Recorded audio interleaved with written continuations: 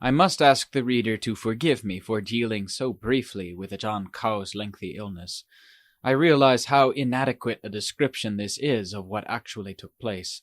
But I am also old now, my health is not so good, and I'm kept busy dealing with a lot of different matters, which is like trying to keep up with the hoofprints of oxen inside a pen. The Great Kilesa Family. One strange thing about Ajaan Khao was that when he thought about a certain animal, that animal tended to come to him. For example, he might think about an elephant that he knew and had not seen for a long time, maybe years, wondering if perhaps a hunter had shot and killed it. Then, in the middle of the night, that elephant would come looking for him and walk right up to the hut where he was staying and stand there. It gently played with some of the trees and plants nearby to let him know that it had come, after which it disappeared into the surrounding forest and never returned again. The same sort of thing happened when he wondered if a tiger that he had seen often in the past might have been killed. Having thought about that tiger in the middle of the day, that same night it came and roamed around the hut where he was staying, before disappearing never to return again. He said that it was strange and unusual how, whenever he thought about a specific animal, that same animal came looking for him almost every time. It was almost as if something went to tell them to pay him a visit. It seems likely that a bhikkhu of such internal excellence as Ajaan Khao may have had a guardian dewa to watch over him and help him in various ways. At least, this is how many people believed it to be with Ajaan Khao, for whenever a thought of anything arose in him, it always seemed to elicit a response from the object of that thought. Otherwise, why should it come and search him out directly almost every time after the thought occurred to him? As for the rest of us, we can think about such things time after time without receiving enough of a positive response to our thoughts and desires to let us know that we have the kind of superior virtue that Ajaan Khao possesses. Our thoughts tend to be so empty of real substance that they are more likely to trouble our hearts and make us suffer than anything else. Hardly anything truly good can be found in them at all. It's really disgraceful how our thoughts tend to bring us such a mass of dukkha every day that our brains become too dull and too weak to do any work.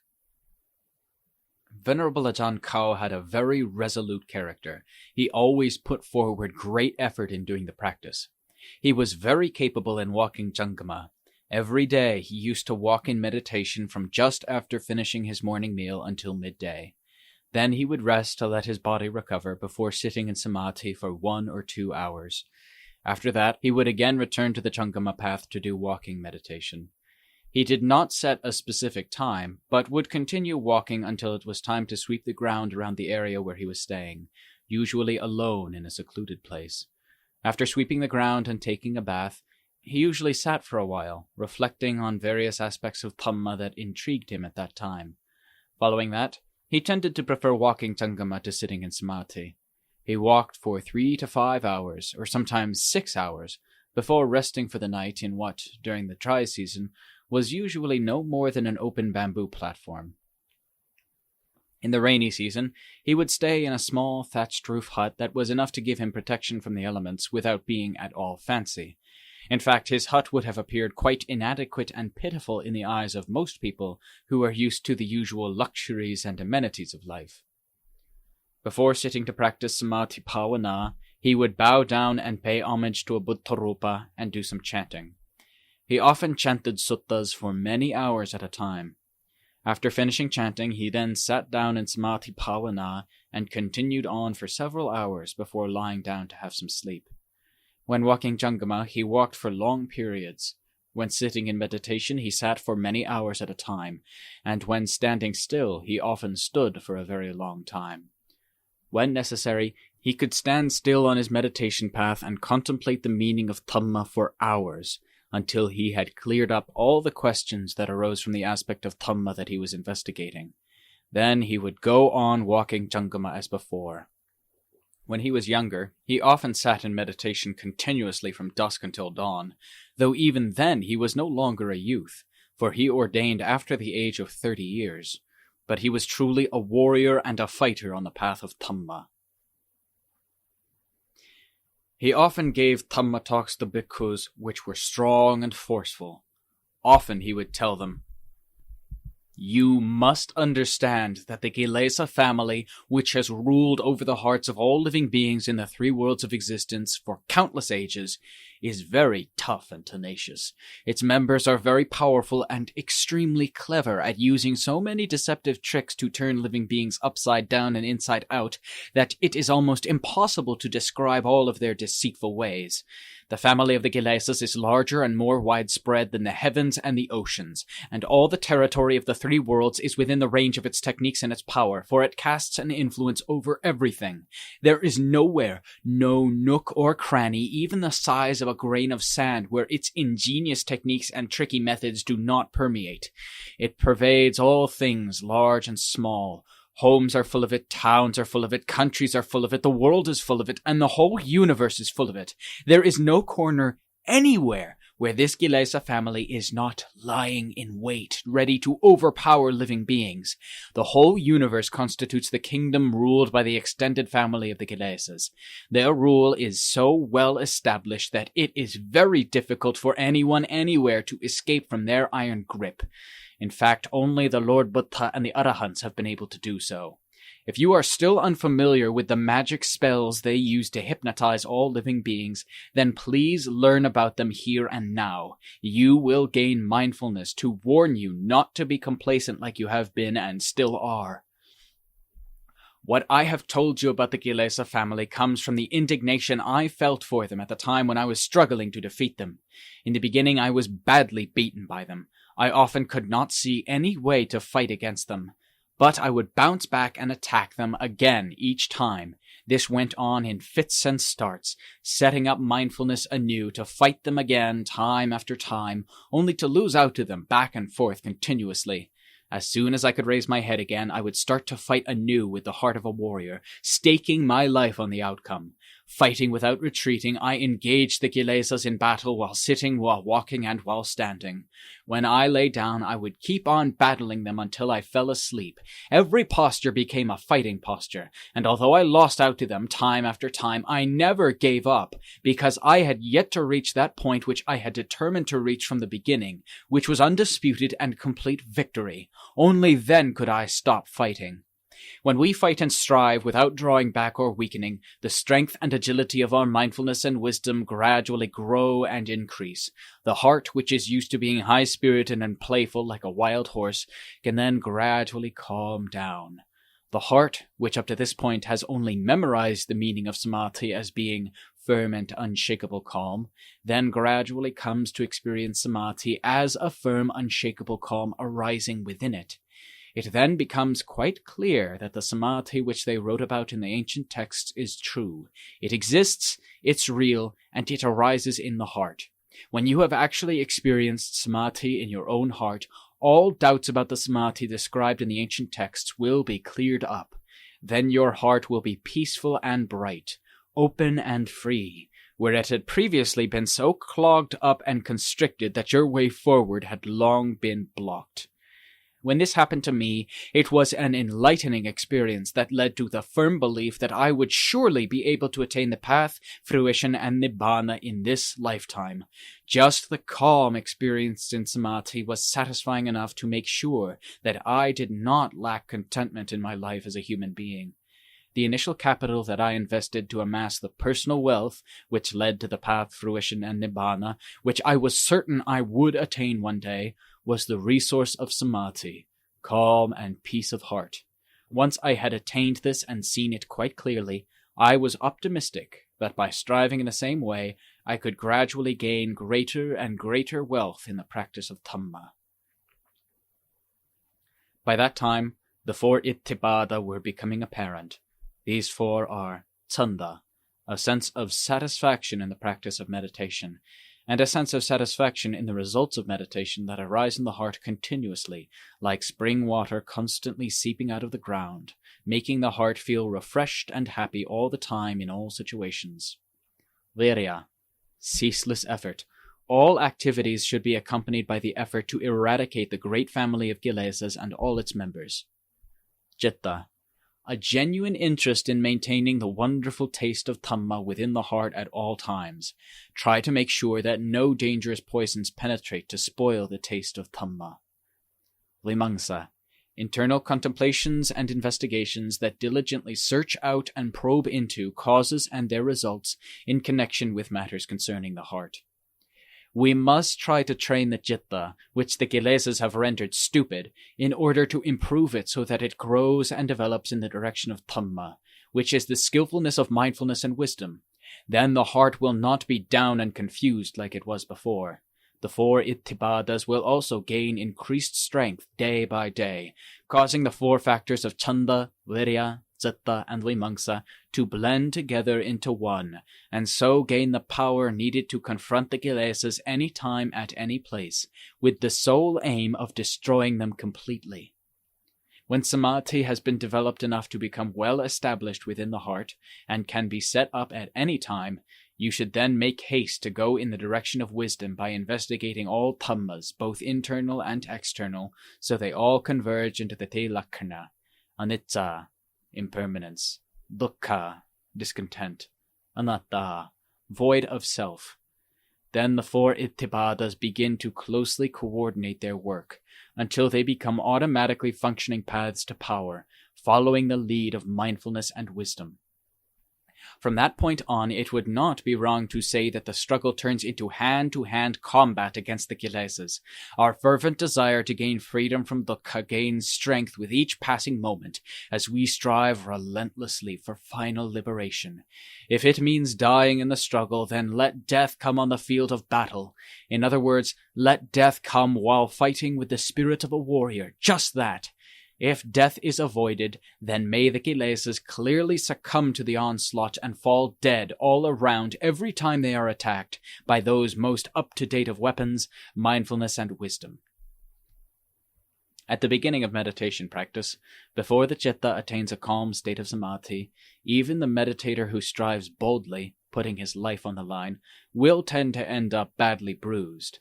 The results that he gets will not seem commensurate with the effort he makes. This is because he is still not as skilled at fighting the Kilesas as he should be.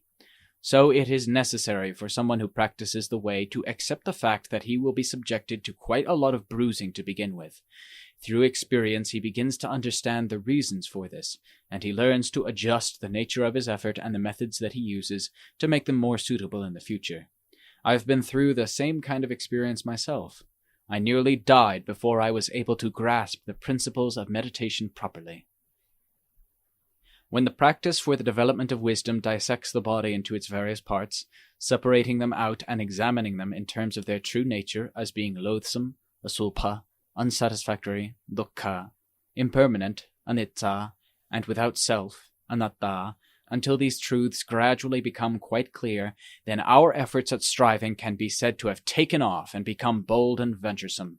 The results will be evident in the development of mindfulness and wisdom, which steps out to work in the field of the 5 gammartanas, hair of the head, gesa, hair of the body, loma, nails, naka, teeth, danta, and skin, tacho, right through to the nature of phenomena, sabhava dhamma, everywhere. This is done with rapt attention to the examination, which allows us to see the truth of the physical body and its various parts, until it has gone through every part and linked up with external phenomena such as exist everywhere, at which point we see that they are all of the same kind. This gets rid of all doubts and uncertainties about the body, and leads steadily to the breaking of all attachment to it. The type of mindfulness and wisdom used to examine and analyze the physical body is very bold and venturesome, in fact, more so than that normally used in other areas of meditation. But it is appropriate to the task at hand, which is quite gross and needs bold and venturesome mindfulness and wisdom to succeed. It's rather like an untrimmed lump of wood that requires heavy-handed methods to get it into shape. In a similar way, the mindfulness and wisdom used to examine the nature of the body, which is the grossest aspect of the khandhas, must act in accordance with what is appropriate to the task at hand. When mindfulness and wisdom finally know this khandha as it should be known, and all attachment to it is broken, the examination will drop away of itself. It is similar to the work of a skilled carpenter who shapes up a piece of wood in whatever way he deems necessary. When a skilled carpenter who is shaping up a piece of wood reaches the stage where all the rough work is finished, he simply stops doing that kind of work without the need for anyone to tell him to stop. The mental khandhas, which include feeling, vedana, memory, sanya, thought and imagination, sankhara, and consciousness, vijnana, are more subtle khandhas. So the way that wisdom investigates them must also be correspondingly more subtle. The mindfulness and wisdom used to examine these four khandhas must exhibit a refined and subtle nature, much like water that permeates everywhere. The examination of the four mental khandhas leads directly to the Tilakkhana. Any one of the three, anicca, dukkha, or anatta, may be used, depending on which one is the easiest to use in the investigation. But there is no scope for using the method of seeing loathsomeness, asulpa, as there was when examining the body, which is the gross khandha. Any one of the four mental khandhas may be chosen for investigation.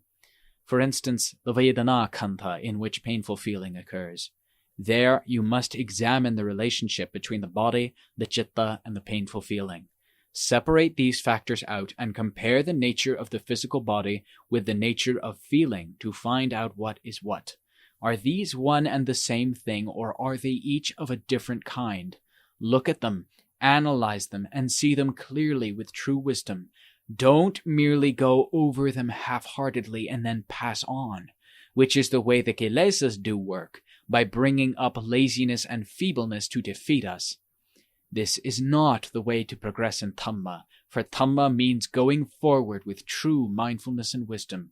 You will never get to see the truth in any other way. You must investigate in the pattern of mindfulness and wisdom until you fully understand the truth in every case. When investigating painful feeling, don't wish for the pain to go away, because the more you want to get rid of it, the more you increase the cause of dukkha, the factor that creates more and more suffering. Rather, you should desire to know and understand the truth of painful feeling that displays itself in the body and in the heart. This kind of desire is the path, magga, on which you trample all over the kilesas, which in turn gives rise to the fruition of the path, phala, when you see the truth about bodily feeling very clearly. The more the citta doing the investigation desires to know and understand the truth at that time, the more its efforts to that end will increase in strength. So when investigating painful feeling, you should be interested only in gaining insight into the true nature of pain, while at the same time pushing any desire to get rid of the pain out from the field of that investigation. Don't let a desire for the pain's disappearance obstruct your progress. Otherwise, that negative desire will destroy the positive desire for the path and its fruition without you being aware of it. Then you will fail to find what you are looking for. Instead, you will meet only with the fear of death and a weak attitude that seeks dependence on other people. This is a matter of the Kilesas, the causes of dukkha, doing their work in the field of your striving.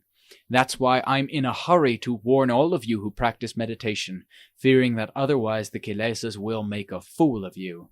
The Kilesas tend to move too fast for us to keep up and see through them. Only those who practice citta bhavana will be able to clearly understand the deceptive tricks of the various Kilesas and then drive them all out from their hearts completely. When examining painful feeling in the khandhas, especially in the body, don't think about the severity of the pain or its possible consequences for your health. Instead, think about realizing the true nature of the body, the feeling, and the citta. All three of them are ready to display the truth to those practicing the way with the boldness of a warrior who settles for nothing less than a clear and comprehensive understanding of the Buddha's noble truths. The fear that causes us to want the pain to go away is the commander-in-chief of the Kilesa family, which saps our energy and reduces our strength to resist until nothing is left. Please be aware and keep firmly in mind that we must not be deluded by his tricks, for he is waiting in ambush at the entrance to the path, ready to block our way and oppose our progress in Dhamma whenever there is a chance for us to go forward. Keep in mind that none of the Kilesas are ever weak or careless or clumsy in the same way that those who practice bhavana tend to be. We tend to simply roll over and allow the Kilesas to drag us off and pound us to mincemeat, then cook us up as a tasty treat for the whole family. So, when you reach a crucial point in the battle between strong, painful feeling and the mindfulness and wisdom that is investigating and analyzing them so as to reach the truth, you must turn your mindfulness and wisdom to confront and to penetrate the pain. In other words, mindfulness and wisdom spin around and go down to that point in the body where the pain seems to be most severe.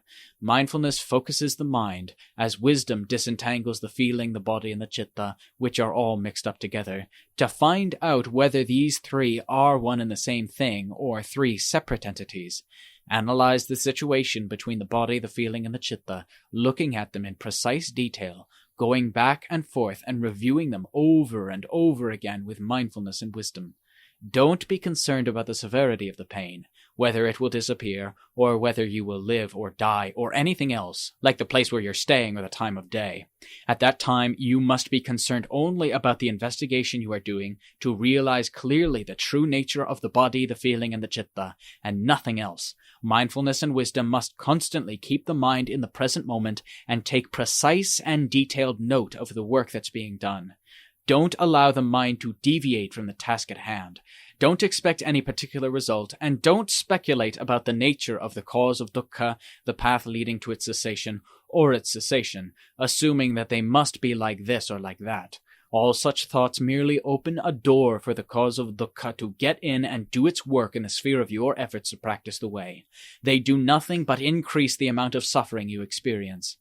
Those of us who practice the way must constantly be very wary of the Kilesas, so we cannot afford to relax and lose focus. At the same time, we should set our minds to do the investigation I've described, approaching it as though it were hand-to-hand combat. Whatever is good will survive to unite with the truth of Dhamma that is the true nature of freedom. Whatever is bad will be destroyed. But don't let yourself be overwhelmed and destroyed in the struggle. You must battle courageously, so that only the Kilesas are destroyed. Any other result would be wrong and inappropriate for someone who practices the way like a warrior in battle, who is determined to win unconditionally. When examining bodily pain in conjunction with the chitta, you should separate it into three categories to realize its true nature by relentlessly using wisdom. Then you will come to know the truth of the body, the pain, and the chitta quite clearly, without any doubt remaining, which will gradually, one battle at a time, lead you to victory over the Kilesas. Not only will you become fearless in the face of severe pain, but you will also be fearless in the face of death, which will be seen as a natural truth in the same way as the body, the feeling, and the chitta. Then you will gain freedom from the fear of death, which is one of the great deceits that the Kilesas have perpetrated to delude us. Once the truth of them is clearly understood, each is seen to be true in its own sphere. The body is true in accordance with the conditions that apply to the body. The feeling is true in accordance with the conditions that apply to the feeling. And the chitta is true in accordance with the conditions that apply to the chitta. Each of them is true in its own way, without influencing or disturbing the others. Even death is a true, natural principle. So why get so shaken up about it and give the Kilesas a reason to laugh at you?